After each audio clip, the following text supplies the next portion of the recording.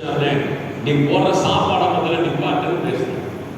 எதை நிப்பாட்டுன்னு பேசினா நீ சாப்பாடை முதல்ல நிப்பாட்டு. இவருக்கு அதுக்கு உடன்பாடு இல்லை. இன்னொரு இவ்வளவு மக்கள் வராங்க, நான் சொல்றது நீ செய்வாங்க.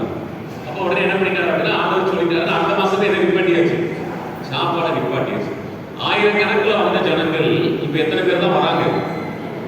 எத்தனை பேர் தான் வராங்க? அப்ப எத்தனை பேர் இதுக்கு வந்திருக்கிறாங்க? நான் எந்த கூட்டத்தில் இருக்கிறேன்? ஒரு தேவ பிள்ளை, கர்த்தரை தேடுகிறோம். ஆனால் ஏன் தேடுகிறோம், ஏன் நெருங்குகிறோம், அது ரொம்ப முக்கியம். அப்ப இங்கே வசனத்தை கேட்கும்படி இயேசுகிட்ட என்ன பண்றாங்க? ஒரு கூட்டம் வருகிறது. இப்ப இரண்டாவது வசனத்தை வாசிங்க.